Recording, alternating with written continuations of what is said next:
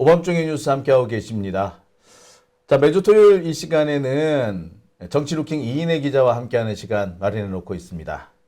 자, 이인혜 기자 안녕하십니까? 안녕하세요. 이인혜입니다. 네, 분명히 방송 시작하기 전에 정치루킹이라고 분명히 머릿속에 입력을 하고 들어왔는데 딱 말을 하려고 그러니까 또 살짝 예, 지난 한 주 동안 잘 지내셨습니까? 네, 잘 지냈습니다. 예. 네.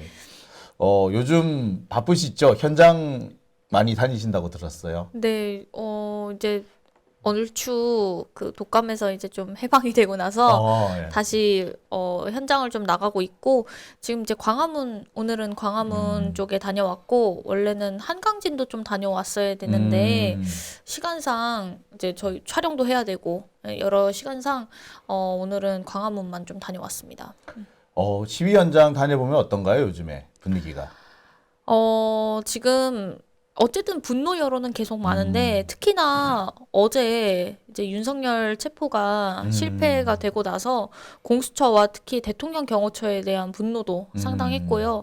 또 탄핵 이후에 많은 분들이 이제 탄핵 이후에 좀 여론이 또 좀 준 건 아니냐. 아무래도 이제 사람들이 계속 이게 장기화되다 보니까 사람들이 좀 이 사태에 대해서 내란 사태에 대해서 관심이 좀 떨어진 것 아니냐라고 하는 비판 여론도 제기되고 있지만 실질적으로 집회 현장에 나가보면 굉장히 많은 사람들이 모여 있고 분위기도 화기애애하고요. 또 공교롭게도 제가 그 윤석열 탄핵 반대 집회도 중간에 한번 들려봤거든요. 분위기가 많이 다른 것을 느낄 수 있었습니다. 네. 아무래도 이렇게 지금 시간이 좀 흐르다 보면 사람들이 분노 게이지가 내려가니까 윤석열도 아마 그걸 노리고 있는 것 같아요. 그래서 시간 끌면 자기한테 유리한 상황이 진행될 것이다 라고 생각한 것 같아요. 박근혜도 똑같이 굴었어요, 사실은. 9월 말, 그러니까 2016년 9월 말부터 시간을 끌었는데 실제로 탄핵 소추가 된 건 12월이었거든요. 그러니까 석 달 정도 끌었다가 결국에 그 상황까지 간 건데 시간 끈다고 해서 반드시 유리한 결과가 나오는 건 아닙니다. 근데 윤석열은 원래 그 법조계에 격언 같은 게 있어요. 불리한 재판에 시간 끌어라. 그래서 언젠가는 나한테 유리한 시간대가 오니까 그 시간대에 맞춰서 결론이 날 수 있게끔 유도하는 뭐 그런 식의 작전을 많이 쓰거든요. 윤석열이 지금 딱 그 상황인 것 같아요. 그래서 한쪽으로는 또 시간 끄니까 힘들지? 라고 이렇게 슬그머니 이렇게 약을 올리는 그런 여론전도 좀 할 겁니다. 그게 아마 지금 우리 주변에서 포착되고 있는 여러 현상들이지 않나 싶은데 그래도 현장 분위기는 전혀 그런데 전혀 그렇지 흔들리지 않고 있다. 네, 흔들리지 않고 있고 오히려 더 강하게 결집하는 부분들이 있었고 많은 분들이 지금 윤석열에 대해서 아무래도 그 부정적인 분위기들이 많잖아요. 그 부정적인 분위기들이 단순히 그냥 윤석열 나쁜 사람이야, 윤석열 나쁜 놈이야, 이 사람 잘못했어라고 하는 데서 그치지 않고 도대체 윤석열이 왜 문제인지 사람들이 분석을 하고 그에 대해서 얘기를 나누기 시작했고 실제로 이 사람이 끌어내려져야 우리나라의 민주주의가 확립될 수 있구나 이런 인식의 전환이 굉장히 크거든요. 의식 수준이 굉장히 높아졌기 때문에 그 높아진 의식 수준에 따라서 지금 집회를 열고 있다라는 점이 좀 차이점이 있었습니다. 또 이 분위기가 조금 가라앉을 법했는데 윤석열이 어제 불을 확 질렀죠. 네. 고맙게도 참 질러줬어요. 예, 네. 너무 잘 질러줬어요. 뻔뻔스럽다는 생각도 들고 영장을 들고 찾아갔는데 법관이 발부한 영장인데 희한하게 어깃장을 넣으면서 불법적인 영장이다라는 식으로 주장을 하잖아요. 그렇죠. 예, 어떻게 저럴 수 있나 싶죠? 아니 심지어 어쨌든 지금 법에서 주장하고 있는 것들을 이야기하면서 이제 체포영장을 집행을 했는데 갑자기 대통령 경호법을 들고 나오면서 그러니까. 하위법인 경호법을 들고 나오면서 이상한 궤변으로 근데 막았습니다. 검사들이 그렇게 해. 늘 그렇게 해왔어요.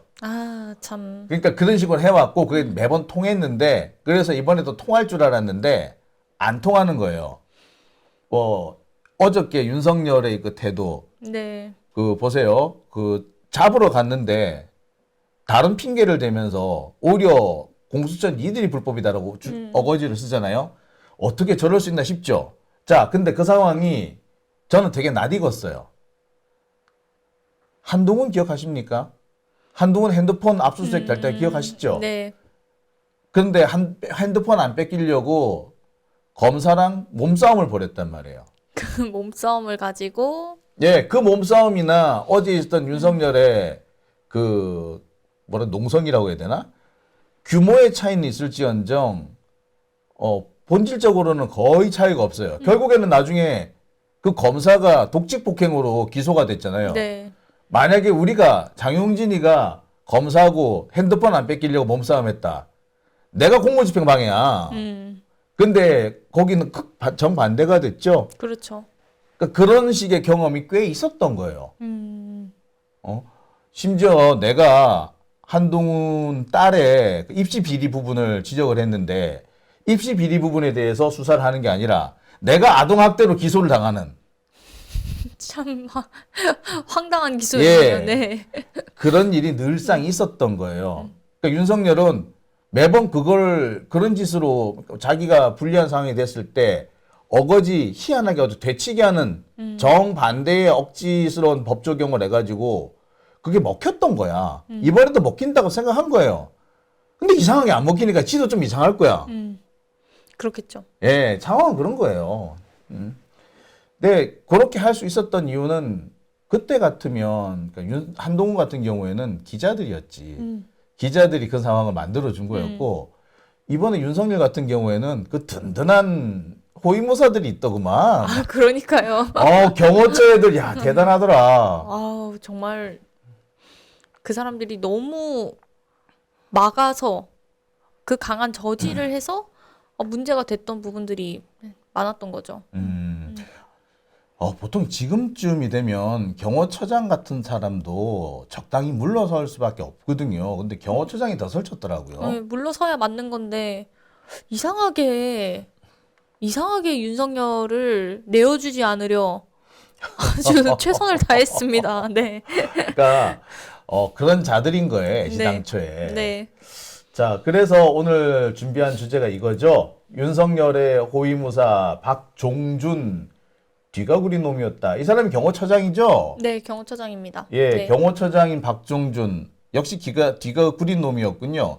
그러니까 뒤가 구린 윤석열과 한 패를 먹는 거군요. 한패가 되고 또 지켜줄 수밖에 없는 여러 이유들이 있겠죠? 네. 자, 사실 공수처가 윤석열을 잡으러 들어갔어요. 잡으러 들어갔는데 저 공수처도 참 무기력하기는 무기력했는데 정말 경호처 너무한다는 생각이 들더라고요. 그러니까요. 지금 이제 국민들이 계속 질타를 하고 있는 부분이 물론 공수처의 소극적인 대응도 문제가 있겠고 그런데 경호처에서 이상하리만치 너무나도 강하게 저지를 하고 심지어는 군대까지 어쨌든 수방사 그 55 경비단까지 동원을 했다라는 부분들도 나오고 있기 때문에 이렇게까지 막아설 일인가. 보통 이제 체포영장이 집행된다고 하면 이미 다 끝난 사안이잖아요, 사실. 그렇죠. 버티는 게 끝났죠. 오히려 이상한 상황인 건데 계속 버티기에 돌입하고 있는 그리고 어떻게 보면은 경호처에서 그냥 자연스럽게 이게 어쩔 수 없었다 하고 내어주면 되는 건데 어쩔 수 없었다가 아니라 더 열심히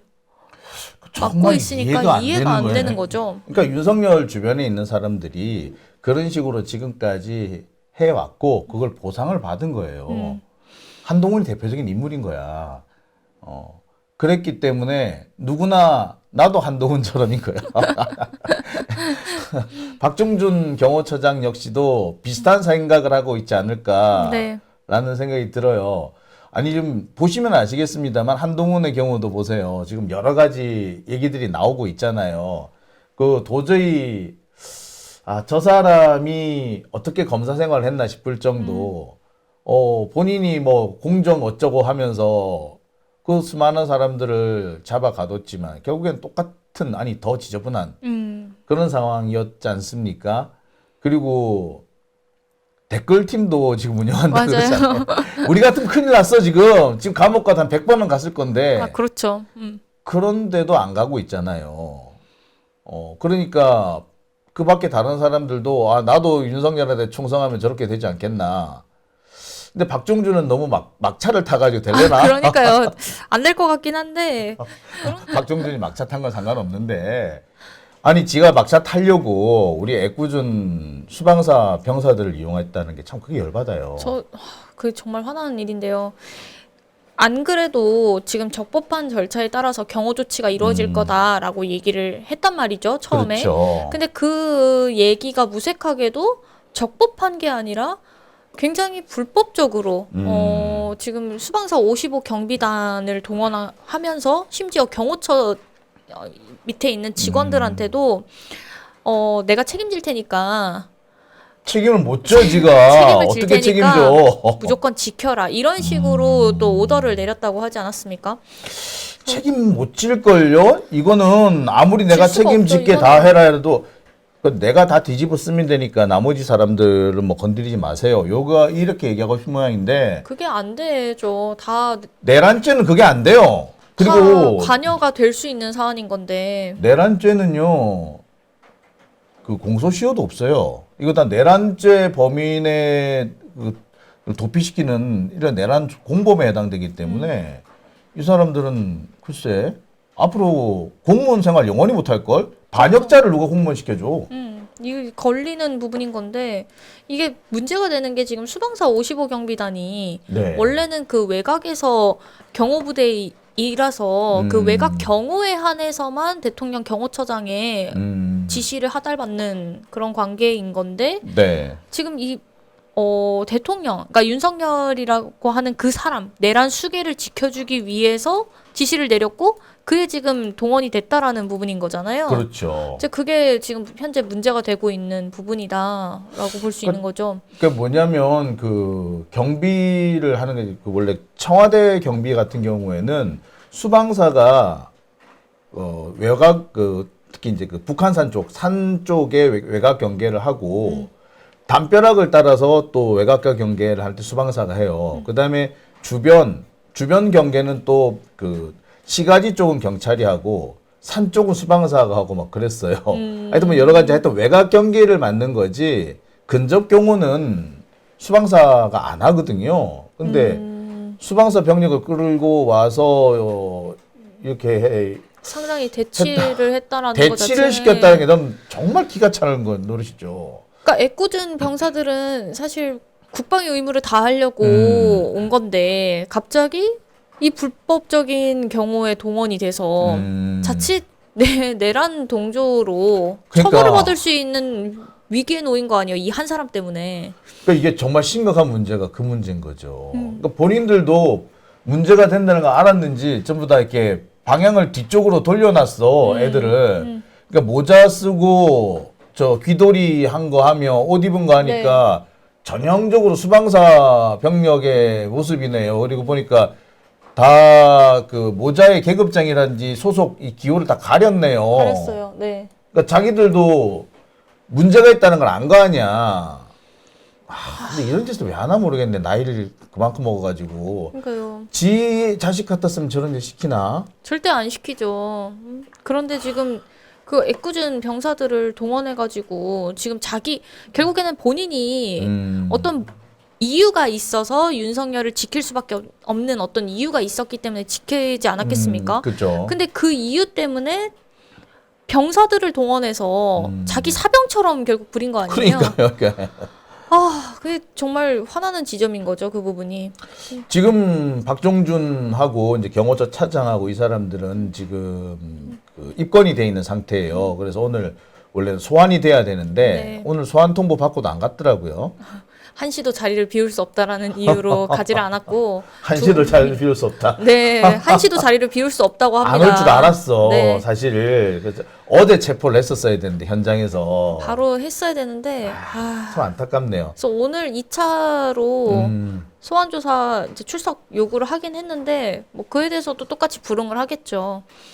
그러니까 이게 공수처에서 좀 제대로 좀 강단 있게 나서줘야 되는데 공수처장이 물러 터져가지고 여기저기 좌고우면 눈치 보고 있다가 적당히 이 사람들 시간만 때우고 싶어하는 그런 사람. 원래 이 사람이 공수처장으로 한 한 몇 년 시간만 때우고 있다가 그리고 난 다음에 이제 다시 전관으로 예우받고 돈 벌고 할 생각을 했던 뭐 그런 사람으로 보이더라고요. 근데 그 사람이 갑자기 똥 밟은 거지. 이런 사건이 터질 줄 이런 몰랐. 불법 계엄이 어떻게 터질 줄 알았겠어요. 그러니까 본인도 지금 감당이 안 되는 거야.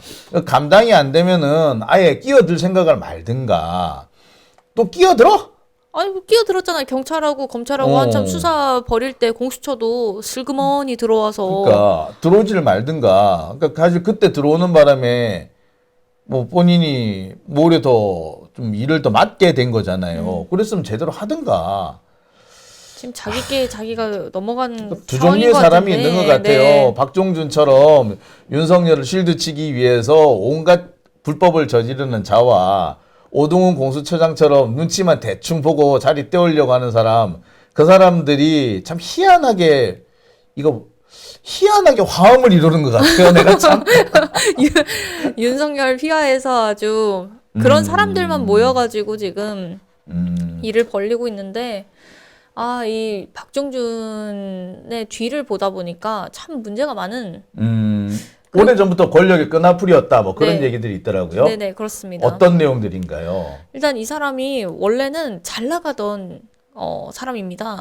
경찰 출신이었는데 경찰이죠. 공주에서 꽤나 공주 사대부고도 나왔으니까 공주에서 사대부고라고 하면은 굉장히 높은 수준의 공주에서 거의 탑을 찍는, 그러니까 공주의 내로라는 공부 잘한다 하는 사람들이 모여 있는 곳이 그 공주 사대부고인데 거기에서 나와서 경찰이 되었고, 그 경찰을 할 때에도 21세의 행정고시를 최연소 합격을 했습니다. 어이구야. 1985년에. 아이고 21세요? 네, 진짜 21세. 소년등과네. 네, 공부를 너무 잘했던 사람이고, 경찰이 되고 나서도 주요 요직을 되게 빨리 거치면서 승진을 해왔고, 이른 나이에 이제 은퇴를 했죠. 너무 빨리 진급하다 보니까 네. 빨리 퇴직을 해야 되는 상황이 네, 됐군요. 그래서 퇴직을 하고 나서는 바로 뭘 했냐면 새누리당의 공주시 선거구에 출마를 했습니다. 또 그 동네에서. 네, 원래는 2003년에 참여정부에서 행정관으로도 잠깐 일을 했어요. 그랬는데 이제 2012년도에서 그 공천 한참 총선이 이루어질 때에는 새누리당의 공주시에 선거구에 출마를 해서 당시 민주통합당 박수현 후보한테 밀려서 낙선을 했습니다. 그때 이제 박수현 후보한테 네, 밀려서 낙선을 했고, 그러다가 이제 어떻게 보면은 이제 특혜를 받은 거죠. 2013년도 박근혜 정부에서 2년간 청와대 대통령 경호실 차장으로 근무를 했었고, 박근혜 때 경호실 네. 차장을 했어요? 네네. 그때부터 경호실에 발을 들였군요. 이제 공천 떨어지고 나서 이제 나눠주기 식으로 자리를 줄 때에 들어온 것 같고, 이때 이제 이 대통령 경호실 차장으로 근무를 하면서도 굉장히 잘 했나 보죠. 어쨌든 정권에 충성해서 그 경호 업무를 잘 수행한 것 같습니다. 그렇게 해서 있다가 이 사람이 2016년에 다시 한번 총선에 도전을 하는데, 이때는 공교롭게도 현재 대통령 비서실장인 정진석과 공주시에 출마를 한 해 만에 서로 경선이 붙었군요. 경선이 붙어서 기싸움을 하다가 졌어요. 그래서 결국 본인이 이제 세종으로 가게 됐는데, 원래 공주 출신이긴 한데 현재는 편입이 돼서 이게 세종으로 되어 있는 곳이었거든요. 그래서 세종으로 나오게 됐는데, 근데 또 하필 무소속에 이해찬 후보가 나왔었어요, 그때. 관운이 없네. 관운이 선거운은 없어요. 없네. 네, 그냥 관운은 없는. 그래서 그때 또 밀려서 낙선을 하고, 그러고 나서 이제 한국철도공사에 이제 들어가게 된 거거든요. 낙하산으로 들어갔군요. 네, 낙하산으로 들어갔습니다. 그러니까 경찰 출신으로 박근혜 경호실에 있다가 선거 연거푸 떨어지니까 네. 코레일의 상임 감사로 근무를 하면서, 이때 이때 들어갈 때도 문제가 있었던 게, 어쨌든 그 코레일 내에서 실제로 근무했던 사람들과도 경쟁이 붙었는데 3등으로 되었어요, 이 사람이. 그러면 사실 경쟁력이 없다는 거 아니에요? 없는 건데, 그런데 희한하게도 철도에서 전문성이 있다. 그 철도에서요? 점에서 그래서 1등을 했어요. 어떻게? 철도에 그러니까 이해가 안 되는 게 어떻게 경찰인데 왜요? 이게 경찰 알고 출신에 보니까 코렐 임원들이 추천을 하게 되는데 아, 임원들이 추천을 할 때 이 사람이 철도에 전문성이 있다. 그래서 다른 코렐 출신의 사람들보다도 훨씬 철도에 전문성이 있다라고 하면서 추천을 넣었고 이 사람이 3등임에도 불구하고 결국에는 상임감사로 당선이 되면서 네, 활동을 하다가 결국엔 이거 이후에는 뭐 이렇다 할 만한 직을 받지를 못했어요. 그러다가 이번에 윤석열을 만나서 경호처장이 네. 됐군요. 네네, 그렇습니다. 경호실 차장이었다가 네, 경호처장으로 근데 이 사람도 참 보면은 인연이 묘하네. 자기가 경호하러 들어간 사람들마다 탄핵이네. 공교롭게도 지금 공교롭게도. 최상목과 지금 같은 처지인 거죠. 최상목도 어쨌든 박근혜 그게 사실 오셨다가. 그게 우연이 아니고요. 필연이야. 왜냐하면 꼭 그런 놈들이 그런 자리를 간다니까. 그러니까요. 박근혜가 버린 애를 윤석열이 주워 쓰고, 이명박이 버린 애를 다시 윤석열이 윤석열이 주워 쓰니까 쓰고, 네. 이 인연이 희한 야리꾸리하게 얽히는 거야. 그리고 솔직히 나는 박근혜 그 주변 사람들이 윤석열 밑에서 뭐 일하는 거 보면 난 이해가 안 가. 그렇죠. 박근혜를 그저께 만든 사람이 만든 사람인데. 누군데? 그러니까 이 사람들은 결국 어떤 자기가 모셨던 사람과는 상관없이 그냥 권력만 얻을 수 있다라고 하면 그러니까 자신이 들어가는, 추구하는 이상이라든지 신념, 철학 자기가 뭐 네. 만들고자 하는 세상, 정치라는 사람은 내가 만들고자 하는 세상이 있어야 되잖아요. 그 내가 만들고자 하는 세상과 가장 비슷한 사람을 그 사람하고 일을 같이 하는 건데 그런 게 없는 거야. 그냥 이 사람들은 권력을 갖고 싶은 거예요. 그냥 권력을 갖고 싶고 기득권을 얻고 싶고 그러니까 사실 이렇다 할 이념이나 철학이나 가치 이런 게 없고 그러니까 이런 사람들 공무원을 하면 안 되는 사람들인데 한 거죠. 그러니까 일본에도 이 난리를 치는 거예요. 어떻게 병사들을 동원해서 동원해가지고 참 나쁜 짓이에요, 이거는. 그 병사들은 나라를 지키려고 왔더니 갑자기 반란군이 된 거 아니야. 이게 뭐 하는 짓이냐고, 이게. 결국 자기 권력 때문에 지금 다른 군인들을 내란공범으로 만드는 이런 짓을 벌인 사람인데 네. 이 사람이 원래 이제 대통령 경호처장으로 들어올 때 김용현 후임으로 들어왔고 아, 김용현 후임으로. 원래는 이 사람이 어떻게 경호처장이 됐냐 갑자기 야인이었다가 그러니까. 들어오게 돼서 아, 이 사람이 공주 출신이니까 이게 정진석하고 연결이 그러니까? 있는가 보다. 근데 정진석하고 경선을 벌였다며요. 그러니까 사이가 그렇게 그치, 예. 좋을 이유도 없고 그러니까요. 그래서 이 사람이 도대체 어떻게 들어온 거냐 의견이 그때 한참 여론이 있었어요. 그런데 이번에 불법 계엄 터지고 나서 보니까 그럼 그 김용현 중간에 노상원이 있구나. 아하. 그런데 노상원하고 실제로 같이 근무한 이력도 있는 거예요. 아, 맞아요. 노상원도 예, 당시 경호실 근무한 게 있어요. 네네네. 그러니까 그렇게 얽히는구나. 그래서 결국엔 이 사람도 김용현, 노상원 이런 사람들을 통해서 이곳에 들어왔고 실제로 불법 계엄에 가담했을 가능성도 꽤 있다라고 볼 수가 있는 거죠. 그러니까 이 박근혜 정부에서 차장을 하고 있었는데 네, 그 당시에 노상원하고 같이 근무를 했다. 네, 같이 근무를 했었던. 경호처 군사관리관. 네네. 예, 경호처에 이제 그 배속이 되는 그 군인들, 그러니까 수방사 병력이라든지 특전사 병력들, 이 관리하는. 병력들을 관리하는 사람이 이제 경호처 군사관리관인데, 네. 그 사람하고 그것은 꽤 가까웠겠는데요? 사이가 나쁘지 않았다고 하더라고요. 오. 뭐 물론 지금 현재 이 박종준의 경우에 뭐 그 다음부터 불법 계엄 전후로 경호처 자기 퇴직하고 나서 연락을 한 적 없다라고 이야기는 하고 있지만 뭐 연락을 하지 않았다 하더라도 뭐 글쎄. 계엄을 계기로 불법 계엄을 계기로 연락을 다 그게 다 이리저리 했을 수도 있는 수밖에 거고. 없죠. 네. 그러니까 노상원 같은 경우에 지금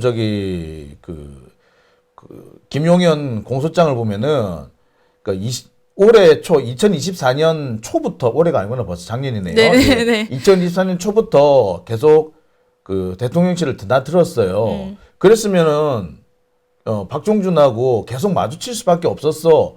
연락을 안 했어도 그렇죠. 최근 들어서는 자주 얼굴을 맞댄 사이인 거예요. 그리고 박종준이 2024년 9월에 들어왔는데 이 전에 한참 신원식 국방부 장관이 국가안보실장으로 가고 김용현이 국방부 장관으로 왔는데 이 경호처장을 누구로 뽑아야 되냐 한참 얘기들이 좀 있었는데 갑자기 뜬금없이 이 사람이 들어왔단 말이에요. 박종준이.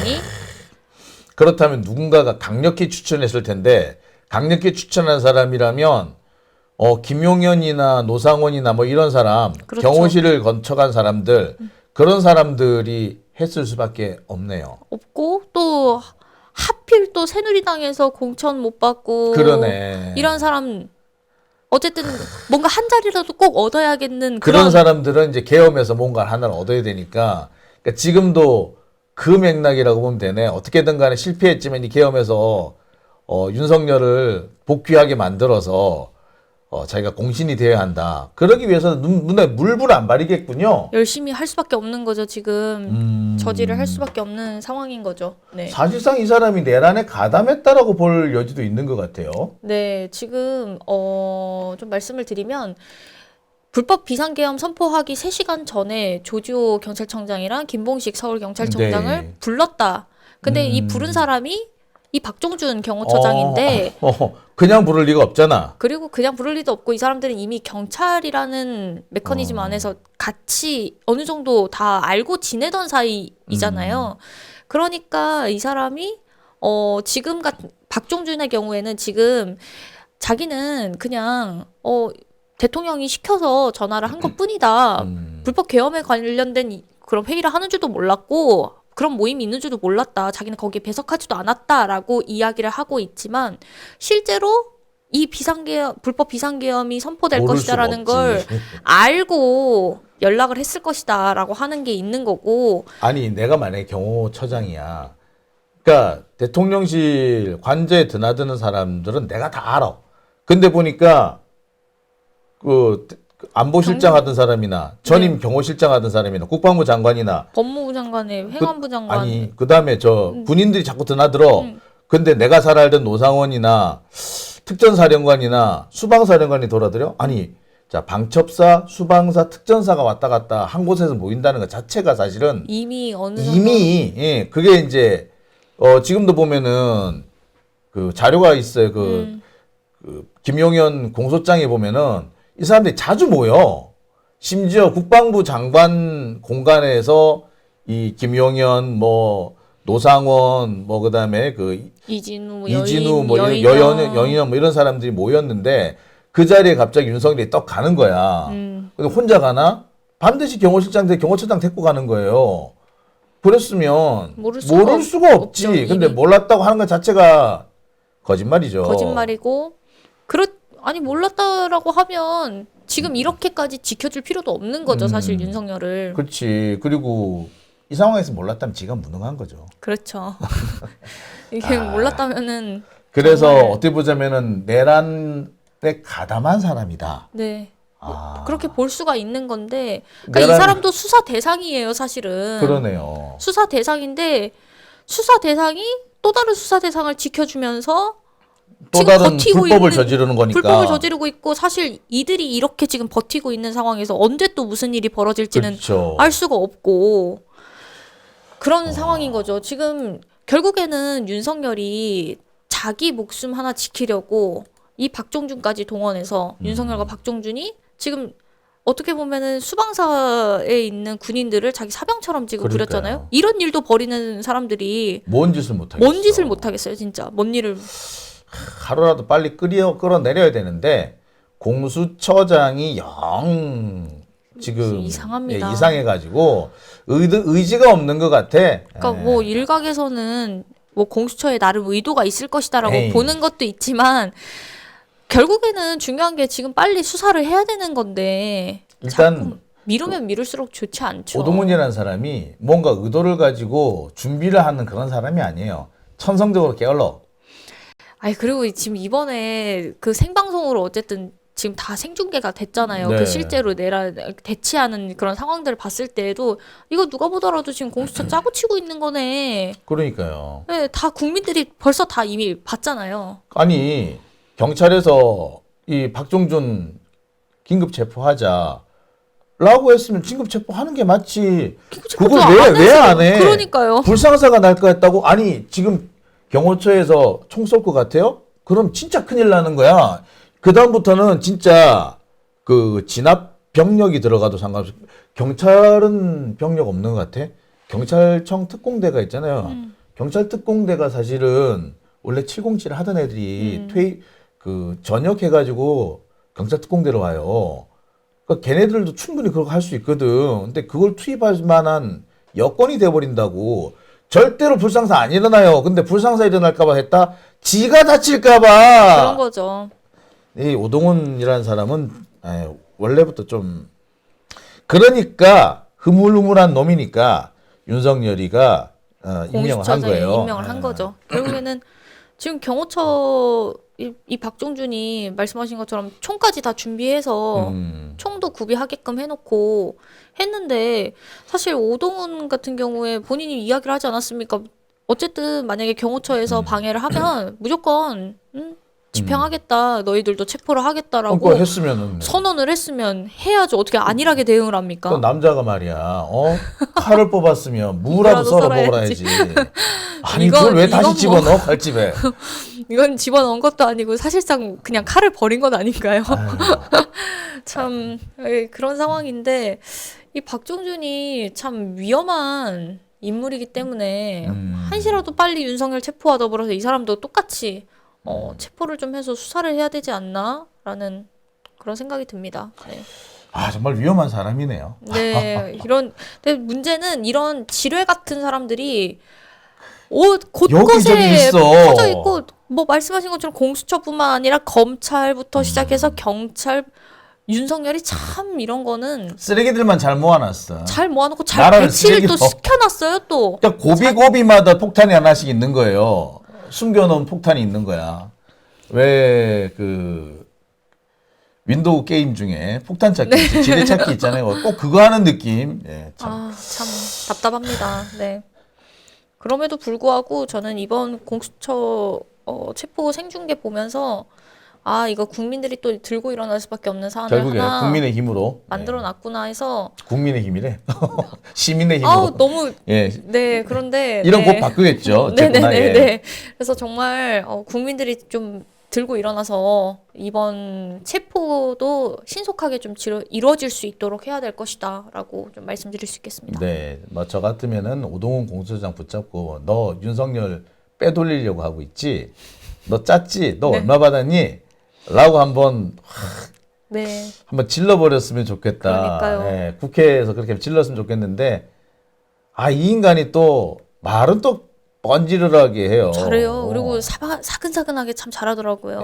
그게 전형적인 간신배라고 하죠 우리가. 뭐 길게 말할 거 없어요. 간신배야. 여러분 이틀 남았습니다. 4일 지나갔고 체포영장 기한이 이제 마지막 기한이 6일인데 이틀 남았죠 지금? 지금 뭐 경찰이 오히려 적극적인 태도를 보이고 있어요. 경찰청 차장이 미친 거예요 이번에. 자기가 지금 자칫 잘못하면은 감옥에 가야 되는 상황이 생길 수도 있는 것 같은 거예요. 경찰청 차장이 지금 빡이 돌았어요. 경찰청 차장하고 서울경찰청 차장이 지금 둘 다 그 권한대행이잖아요. 그렇죠. 이 사람들이 지금 몸이 달한 상태라 또 지켜볼 여지가 좀 있기는 하는 것 같아요. 경찰이 좀 적극적이니까 뭐 지켜봐도 되지 않을까 생각이 드네요. 네, 그래도 뭐 사필규정이라는 말 있지 않습니까? 네. 이제 반드시 이 윤석열은 체포돼서 수사될 것이다. 네. 자, 네. 고생 많이 하셨고요. 네. 다음 주에도 많은 활약 부탁드리겠습니다. 네, 알겠습니다. 네, 감사합니다. 감사합니다. 네.